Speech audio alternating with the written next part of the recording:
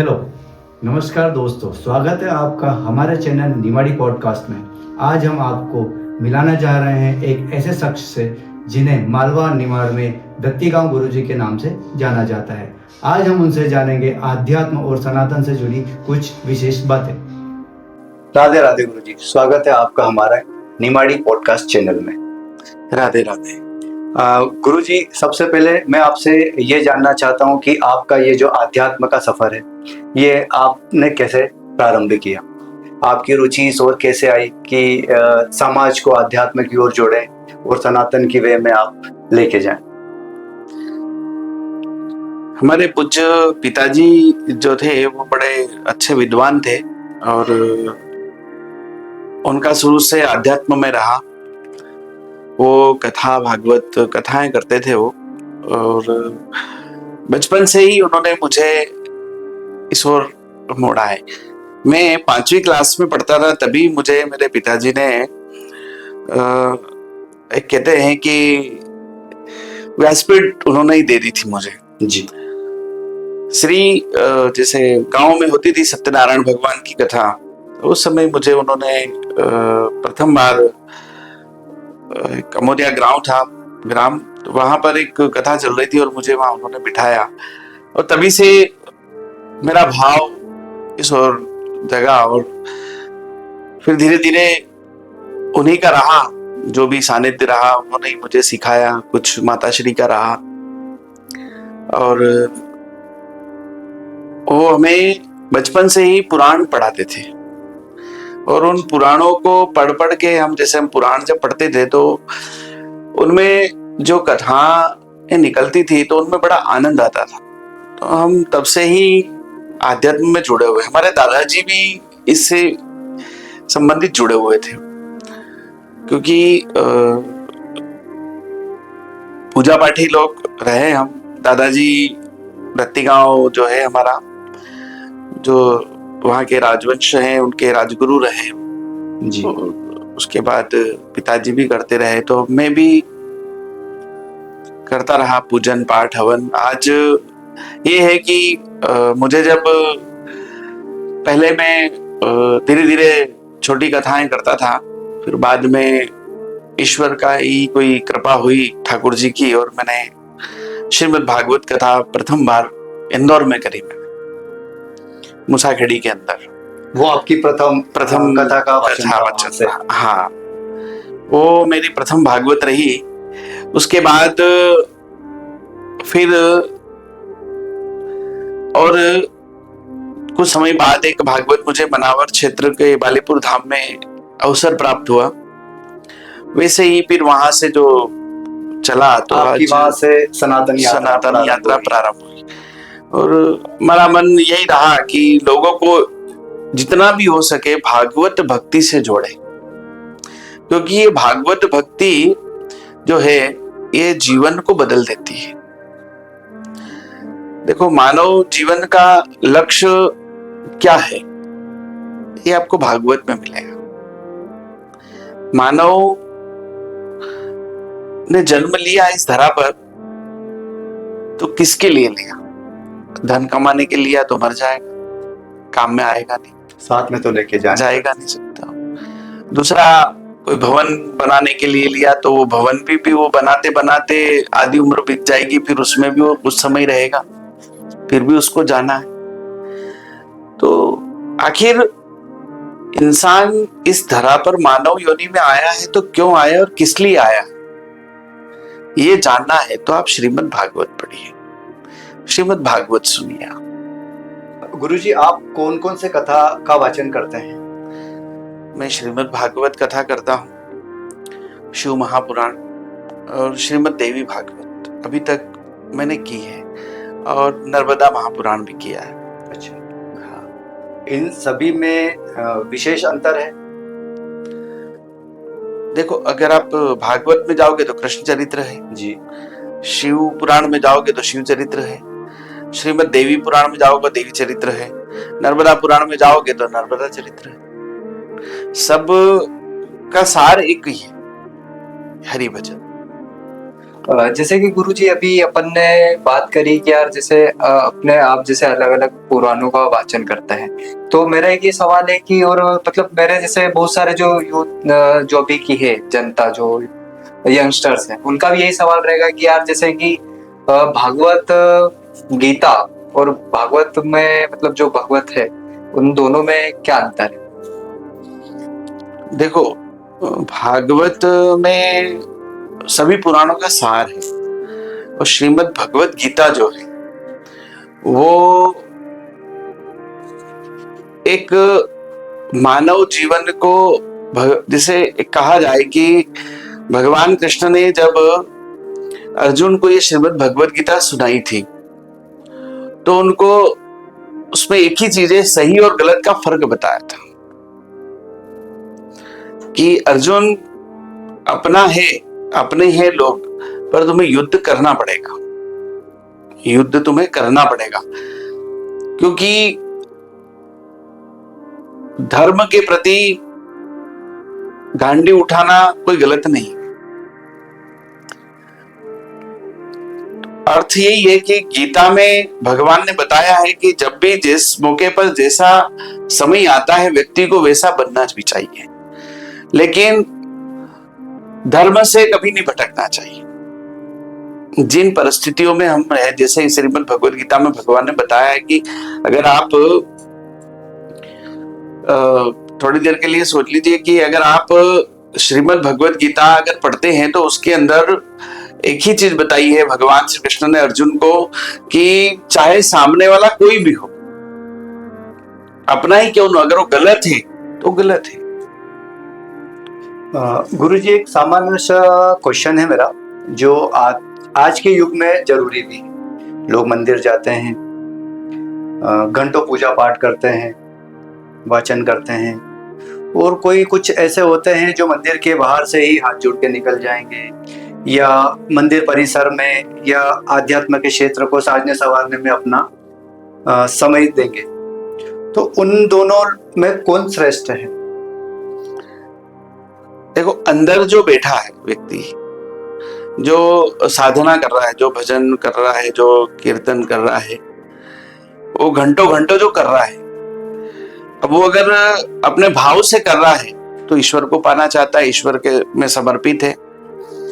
या कुछ आज की परिस्थितियां हैं कलयुग में कि बिना स्वार्थ के कोई कुछ करता नहीं है, और बाहर वाला जो व्यक्ति है, जिसे मान लो आप मंदिर के बाहर खड़े और मंदिर के अंदर कुछ सफाई लगा के आ रही है गंदगी, और आपने सफाई कर दी, तो वो जो भजन कर रहा है उससे ज्यादा पुण्य फल उसको मिलेगा। जैसे गुरुजी, मेरा तो मानना ये है कि मैं बहुत ज्यादा पूजा पाठ नहीं कर पाता हूँ, जितनी भी सेवा हो सके दे देते हैं, ठीक है, पर फिर भी कहीं ना कहीं ऐसा रहता है कि लोग पूजा पाठ करने के लिए आपस में झगड़ा भी कर लेते हैं। उस पूजा का कोई महत्व नहीं।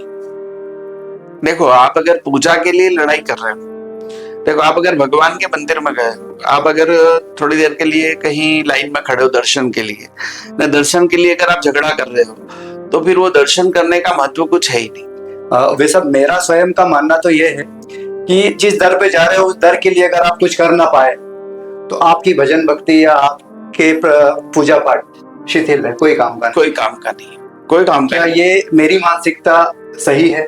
बिल्कुल बिल्कुल सही है। अगर आप दर्शन के लिए जा रहे हो, पहली बात तो आज के युग में क्या होता है, वीआईपी ढूंढता है कि मैं दर्शन करने आया हूं तो सबसे पहले वीआईपी को ट्रीटमेंट मिले, वीआईपी दर्शन कर लूं फटाफट।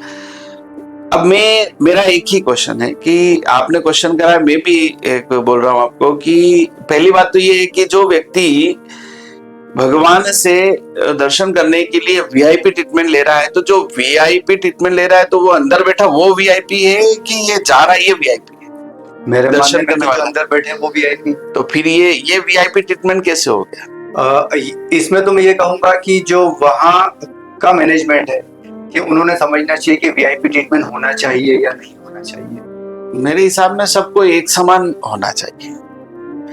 और दूसरा ये है कि अगर आप दर्शन के लिए गए हो और अगर लाइन में खड़े हो, तो सबसे बड़ी बात ये है कि आप जब तक, जैसे आप महाकाल गए जी, या बांके बिहारी गए हो, तो आप अगर लाइन में खड़े हो, तो जब तक आप लाइन में खड़े हो तब तक अंदर मन में, आपके मन में एक ही ध्यान है, मुझे भगवान के दर्शन करना है। आप वो जब तक आप खड़े हो 1 घंटा 2 घंटा, तब तक उसकी छवि आपके हृदय में समाये रहे, और जैसे ही आप दर्शन करके बाहर निकलोगे एकदम आपके मन से सब हट जाएगा। तो कम से कम इतनी देर तो हम भगवान का स्मरण करते हैं। हाँ, जब दर्शन करने के लिए जा रहे हैं तो उतना तो मन में मनन करें, ये जिस देव के दर्शन के मैं तो लिए वो 1 घंटा लग रहा है, आधा घंटा ज्यादा लगे, कम से कम इतनी देर हम भगवान का स्मरण तो कर रहे हैं कि हमारे मन में ये तो हम ईश्वर से मिलने जा रहे हैं, और इससे बड़ी क्या बात होगी। नहीं, अभी तो हमने अधिकतर यही देखा है कि घंटों शिवलिंग के पास या आश्रम्स पे या मंदिरों में बैठ के लोग घंटों पाठ करते हैं, पूजा करते हैं। अगर कोई दर्शन अभिलाषी आया है तो बस वो खड़ा है, इंतजार कर रहा है कि कब महोदय उठे और मेरी बारी है। सही है। ये देखो, ये ऐसा है कि मैं तो कहूँ कि अगर भीड़ भी है, जैसे बहुत से मंदिरों में हम जाते हैं, घंटों घंटों अगर हमसे नहीं बैठा जाए, नहीं दर्शन किया जाए, मेरा मानना है कि भगवान की झांकी को देख लो आप, और देखने के बाद एक जगह एक तरफ बैठ के उसका निरंतर ध्यान करोगे, वो सच्चा दर्शन है आपका, वो सही दर्शन है आपका। आप गए, ऐसे करा और भाग गए, वो कोई अर्थ नहीं है उसका कोई मतलब नहीं है। दूसरा, आप अगर जा रहे हो घंटों घंटों पूजा कर रहे हो, हाँ, जैसे अबीर चढ़ा रहे हो, गुलाल चढ़ा रहे हो, कुमकुम चढ़ा रहे हो, तो वो आपने उनको भगवान माना ही नहीं है, आपने उनको क्या माना, एक प्रतिमा है। क्योंकि अगर आप भगवान मानते हो तो वो जो अबीर गुलाल चढ़ा रहा है वो कहाँ जा रहा है ये देखते हो, मतलब आंखों में तो नहीं गिर रहा। ये कहेंगे कि सच्चे मन से 2 पल का स्मरण भी भगवान के लिए पर्याप्त है, बजाय दूसरे दिखावा करने के। बिल्कुल पर्याप्त। और जो पाठ हो रहे हैं घंटों घंटों, वो एक स्वार्थ की भावना है कि आपको उनसे कुछ चाहिए, आप घंटों वहां पर बैठ के, हाँ, सत्य है, और आपका समय वहां पर खराब कर रहे हो। मतलब ठीक है, मंदिर में बैठे हो, आप कर रहे हो पूजा पाठ, लेकिन वो भाव है ही नहीं ना आपके अंदर। क्योंकि अगर दूसरा व्यक्ति अगर पीछे भक्त खड़ा है तो सबसे पहला करते हुए अपना कि आप आइए दर्शन, लेकिन वो है ही नहीं। आप चाहते हो कि सारा मुझे ही दे दे भगवान, तो ये संभव है। अभी तो यही देखने को मिलता है मंदिरों में कि घंटों घंटों बैठे हुए, तुम खड़े रहो, अभी हम करते हैं। हाँ, तो वही हो रहा है ना। तो वो ये सोचता है कि मैं इतनी पूजा करूंगा तो मुझे भगवान इतना दे देगा। अरे भगवान देने के लिए क्या है? आप अगर भगवान के श्री चरणों में जा रहे हो तो पहली बात तो मांगने की आवश्यकता ही नहीं है आपको। उसने कंचन जैसी काया दे दी आपको, 2 हाथ 2 पैर 2 आंख 2 कान दे दिए। आज अगर ये आप किसी फैक्ट्री में जाओ कहीं मिल जाए आपको तो संभव ही नहीं। अगर एक आंख ही मांगने जाओ कि कहीं लग जाए, आज अगर एक नॉर्मली आंख अगर अपन किसी की फूट जाती है लगाते हैं तो करोड़ों रुपए ले लेते हैं। बिल्कुल। एक हाथ टूट जाता है तो आदमी लाखों रुपए दे देता है। तो ये कंचन जैसी काया उस ईश्वर ने ऐसे ही दे दी अपने को। तो अब उसने ऐसे ही दे दी, अपने को क्या मांगना उससे? मानव जीवन दे दिया भाई। ये है कि भाई इस मानव जीवन में तू अब इस संसार में क्या कर सकता है ये तुझे बताना। मानव अर्पण तो कर सकता है। हाँ, अर्पण कर सकता है, और अर्पण भी मन करो। मैं तो अगर ईश्वर से कुछ मांगना है तो देखो एक मांगने की कला बताता हूँ।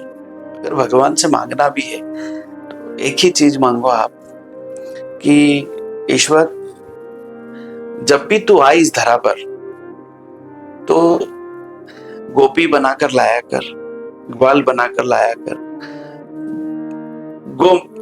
गैया बनाकर लाया कर। अगर ये तेरे किरदार में कहीं रोल दे दे, कृष्ण रूप में आया है तो कहीं ना कहीं रोल हमें दे दे, मिल जाए। और अगर ये कुछ नहीं मिलता है रोल, तो आखिरी में भले ही कंस बना दे, उस बहाने भी तेरे दर्शन तो होंगे, हमारा उद्धार उस बहाने तो होगा। या राम अवतार में आए हो आप तो हमें वानर बना दो, इस बहाने कम से कम हमारा जो मानव जीवन हो सफल तो होगा। हम आपके दर्शन कर रहे हैं, ये बड़ी बात है। और मानव जीवन का सबसे अमूल्य है ही ये कि केवल ईश्वर के दर्शन को पाना। और आज की परिस्थितियां वो है ही नहीं। आज की परिस्थितियां केवल भाग रही, चकाचौंध वाली, जिसने जितना दिया वो सबसे आगे, सबसे आगे, जिसने दे दिया वो सबसे आगे, आगे, और जिसके पास भाव है, जिसके पास सेवा है, वो सबसे सबसे पीछे। और उसको चाहिए भी ना कुछ, जो भाव है, जहाँ श्रद्धा है, वहां तो कुछ ही नहीं चाहिए। नरसिंह मेहता ने 56 करोड़ दिए थे, भगवान ने सब कर दिया वापस, क्या चाहिए? भक्त को तो कुछ चाहिए ही नहीं। भक्त के मन में कुछ लालसा होनी नहीं चाहिए।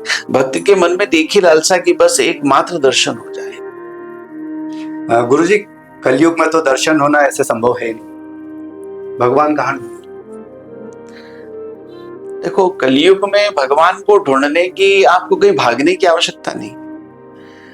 आप अपने अंतर मन को झांक कर देखो, ईश्वर मिलेंगे आपको। हम दुनिया में सब जगह फिरते रहते हैं, लेकिन हमारे अंतर मन को नहीं झांकते। जिस दिन हमारे अंतर मन को झांक लिया, अपने अंतर मन को जहां अपन ने देख लिया, समझ लो उस दिन ईश्वर के दर्शन हो जाएंगे। अपने अंतर मन में ही ईश्वर है, कहीं ढूंढने की आवश्यकता नहीं है।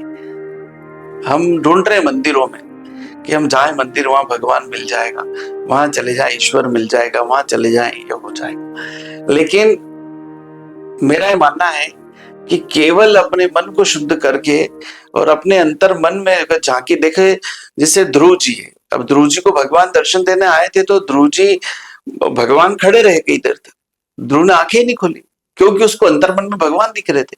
तो भगवान ने झांकी हटाई, हाँ, तब तो ध्रुव ने आंखें खोली, तब आंखें खोली, तो वही झांकी उसने सामने पाई। गुरुजी, एक सवाल मेरा था कलयुग के भगवान श्री खाटू श्याम जी के बारे में, कि उनका जो गायन होता है चकाचौंध वाला होता है, लाखों करोड़ों रुपए का खर्च हो जाता है, उसमें आपकी क्या राय? मेरा ये है कि खाटू श्याम जी का जो भजन संध्याएं आजकल हो रही है, लाखों रुपए उसमें लोग खर्च कर रहे हैं। जैसे एक गायक कलाकार आता है तो 5-5 लाख 10-10 लाख रुपए हम देते हैं।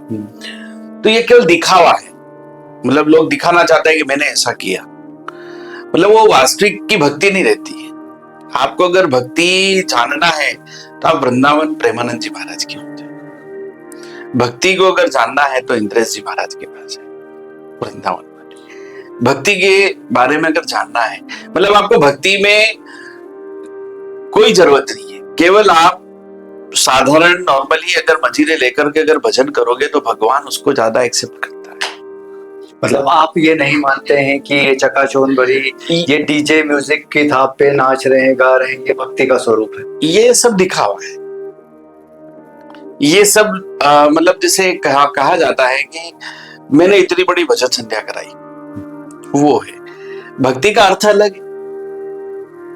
अगर खाटू श्याम जी की भक्ति अगर करना है हमें, तो एकादशी के दिन आप घर में बिल्कुल जोत जला करके और उसका हरि स्मरण करिए आप। इसमें एक क्वेश्चन और भी मैं पूछना चाहूंगा, एकादशी या द्वादशी मान्य क्या है? एकादशी, एकादशी का महत्व है। एकादशी के दिन खाटू श्याम जी का महत्व है, क्योंकि जब ये खाटू श्याम जी है कौन? पहले तो भाई घटोत्कच के पुत्र हैं बर्बरीक जी, और ये भीम के पौत्र हैं। तो मेरा ये है कि बर्बरीक जी ने अपने शीश का दान जो दिया, और तभी भगवान ने कहा कि कलयुग में आप मेरे नाम से जाने जाओगे, पूजे जाओ।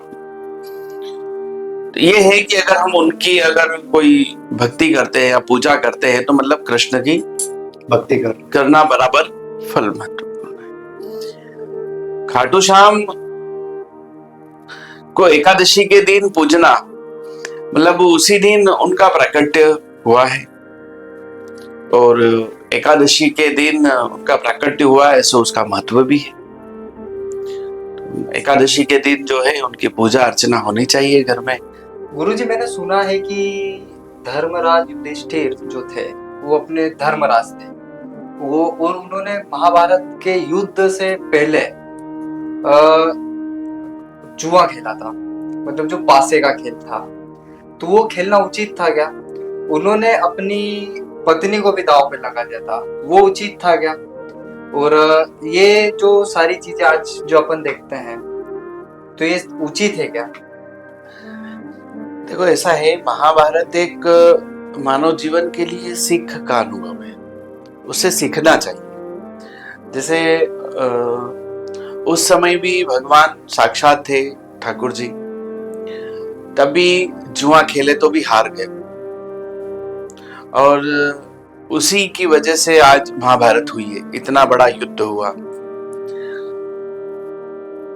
तो मेरा ये है कि ये लोगों को सीख लेना चाहिए धर्मराज से। वो सिखाने आए थे धर्मराज कि जुआ खेलना कितना खतरनाक है।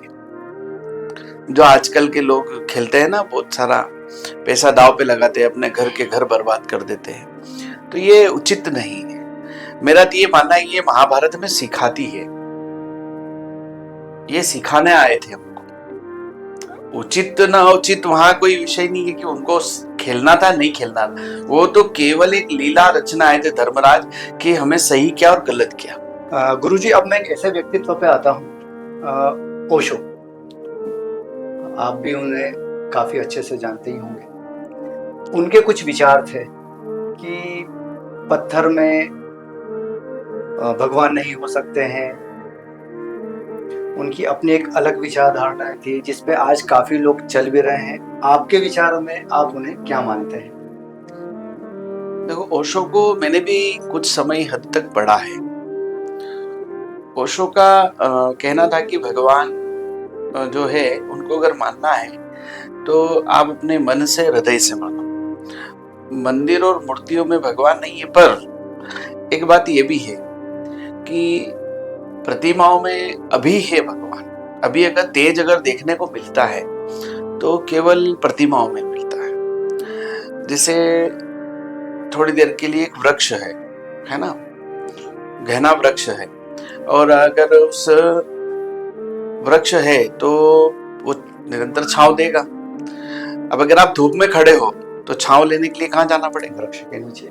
वैसे ही भगवान का काम, मतलब भक्ति चाहिए तो भगवान के छत के नीचे मंदिर में आपको उचित स्थान प्राप्त। जैसे मतलब मन की शांति और शुद्धता उन्हीं के स्थान पर है। जैसे चाहे वो कृष्ण हो, राम हो, चाहे भगवती हो, हर प्रतिमाओं में तेज तो है, और व्यक्ति क्या वहां जाने के बाद आनंद की अनुभूति करता है। भगवान हमें छाया प्रदान करता है। गुरुजी, ये सवाल था कि जगन्नाथपुरी में जो जगन्नाथ भगवान, उनकी उत्पत्ति के बारे में आप क्या कहना चाहोगे? उसे उनकी कथा जो है, आप उसको एक छोटे से टर्म में डिस्क्राइब करो तो आप उसको कैसे डिस्क्राइब करोगे? द्वारकाधीश में, मतलब द्वारकाधीश में रुक्मिणी सारी रानियां थी, तो वहां पर वृंदावन का कोई नहीं था। कौन था द्वारकाधीश? सब यही रह गए थे वृंदावन। एक थी, कौन? रोहिणी मैया, जो वृंदावन की लीला को जानती थी। तो रुक्मिणी मैया ने पूछा, बोले मैया हमें बताओ ये राधा कौन है, और वृंदावन में क्या क्या भगवान ने लीला करी वो हमें बताओ। तो रोहिणी मैया बोली कि नहीं, यहाँ तो नहीं बता सकती, और वो सुनेगा तो आ जाएगा द्वारकाधीश, भगवान आ जाएंगे। बोले फिर भी हमें बताओ, आप नहीं आएंगे, हमारी जवाबदारी। तो क्या करा, अंतरपुर एक कुआं बना हुआ था द्वारकाधीश, वहां पर ले गई रुक्मिणी मैया, वो सारी रानियां इर्द गिर्द बैठ गई, लेकिन वो आएगा जरूर। तो भगवान द्वारकाधीश सभा में बैठे हुए थे। उस समय जब सभा में बैठे हुए थे ना द्वारकाधीश भगवान, तो जैसे ही रोहिणी मैया ने कथा प्रारंभ करी, तो उनको आना था, तो क्या करा कि रुक्मिणी जी ने सुभद्रा मैया को, जो उनकी ननंद है, सुभद्रा मैया को कहा कि आप यहाँ गेट पे खड़े रहो। बोले हम कुछ अंतरपुर में बात कर रही हैं और आप गेट पे खड़े रहो, बाकी तो कोई आए तो आने देना, लेकिन अगर आपके भाई आए, कौन? कृष्ण और बलदेव, तो दोनों को अंदर मत आने दें, और आप ही रोक सकती हो उनको, दूसरा तो कोई रोक ही नहीं सकता भगवान। वो वहां खड़ी रही सुभद्रा। और जैसे ही कथा प्रारंभ करी तो भगवान के कानों में आवाज गई कि कहीं वृंदावन की बात हो रही है, कहीं मेरी गोपियों की बात हो रही है, कहीं मेरे ग्वालों की बात हो रही है, कहीं राधा की बात हो रही है। तो भगवान उठ के चल दिए। अब भगवान उठ के चल दिए ना, तो चलते चलते जहां से वो किरणें आ रही थी आवाजों की, उस किरणों के थ्रू गए भगवान। तो कहां पहुंचे? सुभद्रा मैया। सुभद्रा मैया खड़ी थी। भगवान कहे मैं जाने दो, भैया के मैं न जाने दो। बोले बताओ क्या कारण है, मैं क्यों नहीं जाने दे रही? बोले भैया आपकी सारी पत्नियां रोहिणी मैया को बिठा करके जाने क्या सुन रही है, और हमको भी अंदर नहीं आने दिया, और आपको कहा अंदर जाने मत देना, इसलिए हम आपको जाने न दे। और ये तीनों, बलदेव जी, सुभद्रा मैया और भगवान कृष्ण, तीनों वहां खड़े हो सुन रहे। सुनते सुनते पिघलने लगे भगवान पिघलने लगे, सुभद्रा मैया पिघलने लगी, बलदेव महाराज पिघलने लगे वहां भगवान। और उसी समय नारद जी दर्शन करने आए तो भगवान को पिघलते हुए देखकर रोने लग गए। तो फिर भगवान ने कहा यहां पर कि और भी बहुत बड़ी कथा है कि नारद जी जो है, ये जो दृश्य है, ये जो दर्शन है आपको हुआ है, ये दर्शन आपको कलयुग में जगन्नाथ के रूप में होगा। गुरुजी, जैसा कि मैंने सुना है कि आप ज्योतिष और वास्तु के बारे में भी काफी अच्छे जानते हैं, तो इस विषय में आप क्या बताना चाहेंगे कि ज्योतिष का हमारे जीवन पर कितना प्रभाव होता है, या घर में अब एक वास्तु दोष होने का या न होने का क्या प्रभाव होता है, और ये क्या सिर्फ सनातन ही माने, अदर जो दूसरे धर्म है उनमें भी ये अप्लाई होता है नहीं होता है? देखो, ज्योतिष वैसे तो हर धर्म को मानना चाहिए और मानता भी है, क्योंकि जैसे हम कहे कि कोई कहता है कि ईसाई धर्म नहीं मानता है, बड़े धर्म नहीं मानता है, और भी बहुत सारे हैं जो अपने इसमें कि ज्योतिष क्या है। देखो, ज्योतिष ये है कि अगर हम ज्योतिष एक आईने की तरह, ज्योतिष एक जैसे एक डॉक्टर की तरह है। मतलब अगर मान लो कोई बीमार हो गया ना, उसको अगर इलाज मिल गया तो ठीक हो गया, वैसे ही अगर अच्छे ज्योतिष के पास चले गए आप, मतलब एमडी, हाँ, अगर अच्छे ज्योतिष के पास चले गए और उसने अगर बता दिया तो जीवन व्यक्ति का बदल जाता है।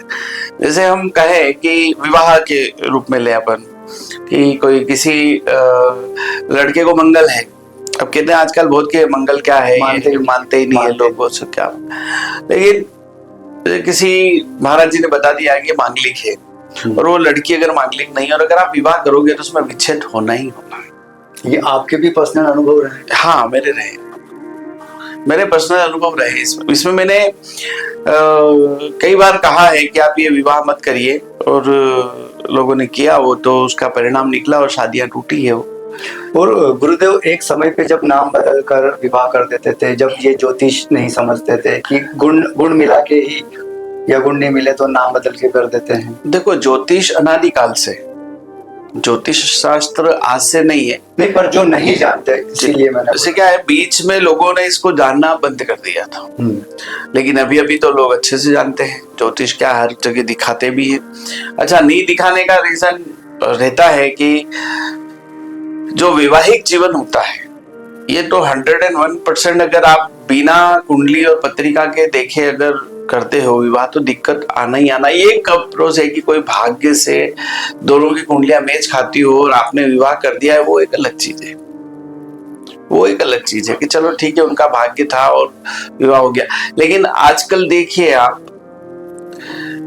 मतलब देखिए आपकी पति पत्नी हमेशा साथ में कहाँ रहते हैं, कहीं झगड़ रहे हैं तो कहीं आधे बीच में ही चले जा रहे हैं, पत्नी छोड़कर जा रही है, पति छोड़कर जा रहा है, और बहुत से तो यहाँ तक कि जवान जा चुके हैं। ये मेरा मानना है कि अगर आप थोड़ी अगर इसमें अगर आप ध्यान दें कि कुंडली देखकर ही हम बच्चों का विवाह करें, ये ज्यादा अच्छा है। अच्छा, वास्तु शास्त्र जो है, वास्तु शास्त्र आपने पूछा जी कि वास्तु शास्त्र क्या है। वास्तु शास्त्र में ये है कि ये भी पहले से अनादिकाल से है, वास्तुशास्त्र में मैं आपको छोटा सा हिंट दे दूं कि अगर कोई भवन बना है और भवन में अगर अग्निकोण में दरवाजा है तो बीमारी प्रवेश करेगी। ईशान कोण में अगर आपके लेट बाथ का टैंक है या लेट बाथ बने हैं तो कहीं ना कहीं दिक्कत आना है, 100% देगा वो। अग्निकोण में भी कहीं अगर आपने कुछ ऐसी गलत चीज बना ली या कुछ कर दिया तो वो भी आपको उसका परिणाम मिलना है। दूसरा, व्यक्ति अगर जैसे मकान बना है और टी पे है, अगर मकान जैसे एक रास्ता इधर सामने से, तो बड़े भाव से अगर मकान बना रहा है, पैसा भी बहुत खर्च कर रहा है, लेकिन उसमें रहेगा नहीं। ये आप देख लेना, जो टी के मकान है उसमें व्यक्ति फिर ज्यादा समय रहता नहीं है, बीमारी प्रवेश कर जाएगी घर में, और बीमारी भी बड़े लेवल की प्रवेश करती है। जैसे अभी मैंने एक जगह देखा तो लेट बात गलत बना हुआ था, बेटे को कैंसर हो गया, तो मैंने बोला इसको तोड़ो आप, तोड़ना पड़ा, महामृत्युंजय करवाया तो वो लड़का ठीक हो गया। तो ये चीजें क्या है, वास्तु कहीं ना कहीं तो है। अगर आपने ईशान कोण में कोई भारी वजन रख दिया तो कर्ज बढ़ जाएगा आपका, कर्ज बढ़ जाएगा आपका, ऋण से आप फ्री नहीं हो पाओगे। तो वास्तु का एक अपने आप में, जैसे पहले राजा महाराजाओं के महल थे, अब बिना वास्तु के करे तो आज देखो क्या स्थितियां हैं, खंडर हो।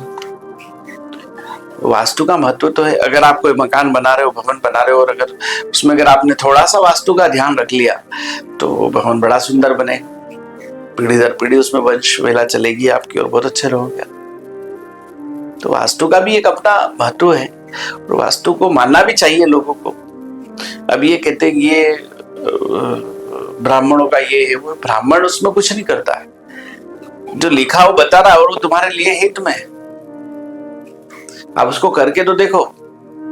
और जो नहीं कर रहा है वो दुखी भी है। कुल मिला के सम आध्यात्म साइंस का है, हाँ, जो अनदेखे तरीके से आपके जीवन पर प्रभाव करता है। और है ही ना वास्तु शास्त्र, मतलब आप ये समझ लीजिए कि अगर आपने मकान बना रहे हो ना, अगर वास्तु में अगर जरा सी गड़बड़ कर दी तो आपको दिक्कत आ जाएगी। मैंने कई जगह देखा है, कई जगह अनुभव किया है, कई जगह मकानों में जाके देखा है मैंने कि यार ये वास्तु गलत है तो वो स्थितियां बड़ी गंभीर है उनकी। आपका अगर ईशान कोण बड़ा हुआ है, अग्निकोण दबा हुआ है तो भी तकलीफ। ये जो चीजें हैं वास्तु की छोटी छोटी, ज्यादा बड़ा मत देखिए आप, जो अपन कर सकते हैं वो तो अपन कर सकते हैं ना। जैसे मान लो अग्निकोण में रसोई घर होना चाहिए, ईशान कोण में मंदिर होना चाहिए, ये छोटी छोटी चीजें, ये तो जो प्रमुख बातें हैं, प्रमुख बातें, इसको तो फॉलो करें। तो ये क्या है, आपके घर में शीतलता आएगी, मधुरता आएगी, आपके घर में कोई बीमारी प्रवेश नहीं करेगी। गुरुजी, एक सवाल और करना चाहूंगा मैं कि आज के जो जनरेशन है वो गुरु से दूर होती जा रही है, और एक समय था जब कहते थे कि गुरु भगवान तुल्य है, गुरु बिन ज्ञान नहीं।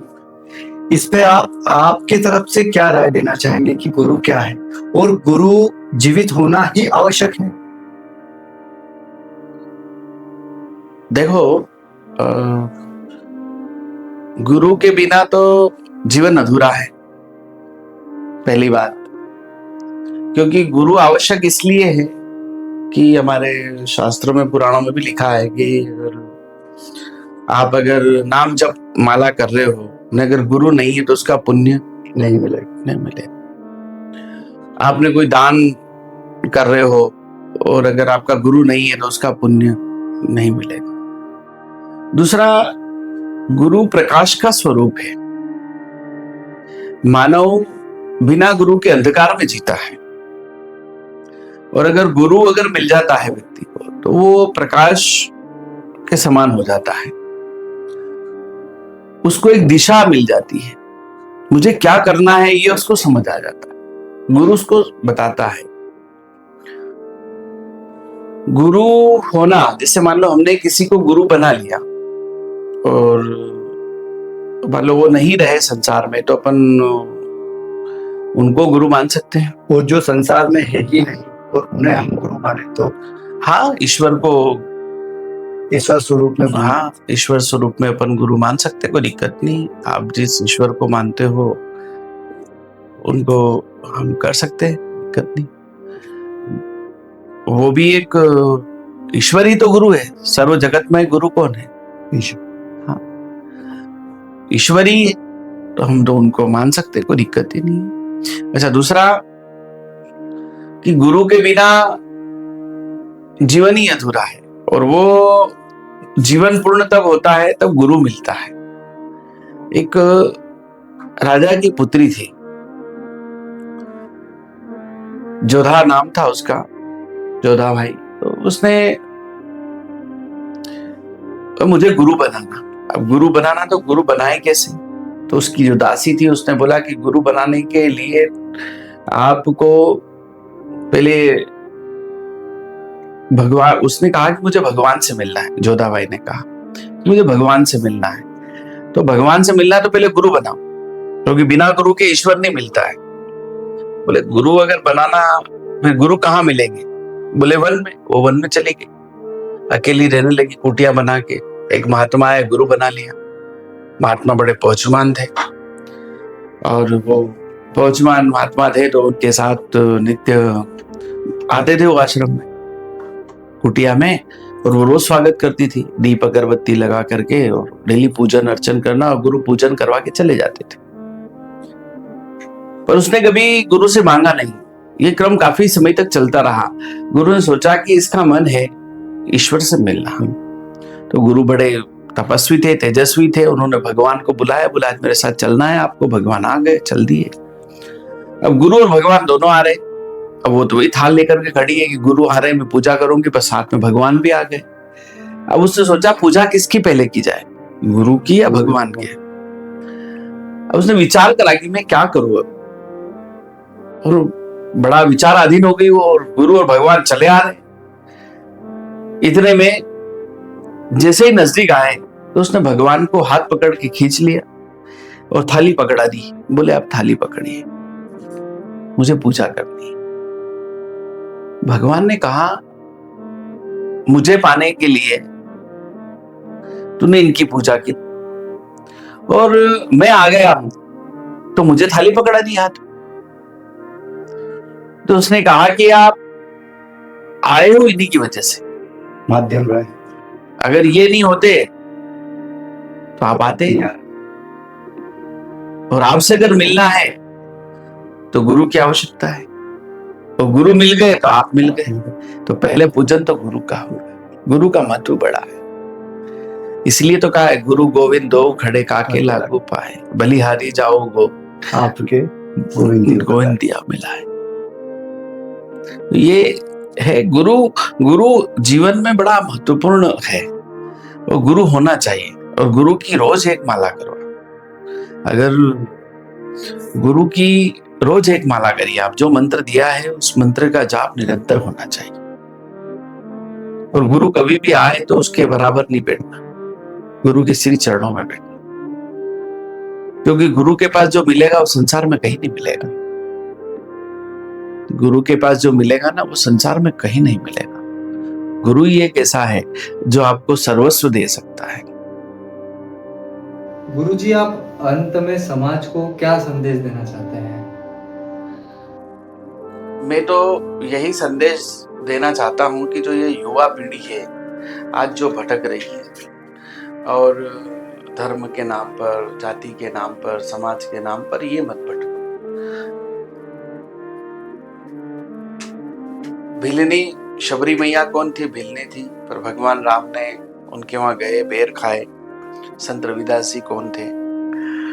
लेकिन फिर भी भगवान गए। तो मेरा मानना है कि केवल ईश्वर को भजो आप। ये भगवान हमारे हैं, ये भगवान हमारे, ये नहीं है। भगवान सबके हैं, सर्वमय जगत है भगवान। आपके और हमारे नहीं है, सर्वस्व है ईश्वर। लेकिन वो सर्वस्व ईश्वर है, वो हम देख नहीं पा रहे। हम केवल लड़ रहे और झगड़ रहे, धर्म के नाम पर, ईश्वर के नाम पर, भगवान के नाम पर। भगवान एक है। तो मैं चाहूंगा कि ये जो जनरेशन भटक रही है, भटके नहीं, और हम केवल एक ही है, और वो है हमारा नाम हिंदू। पहले अगर कोई पूछे तो यही कहो कि हम हिंदू हैं भैया। अब ये बांटो मत आप। इसलिए ईश्वर को भजो। समय दिया है भगवान ने, मानव जीवन दिया है, तो मानव जीवन में अच्छे कर्म करो, पुनीत कार्य करो, गौ की सेवा करो और भगवान का भजन करो। लेकिन वो हमसे नहीं हो रहा है, हम लोग केवल भाग रहे हैं।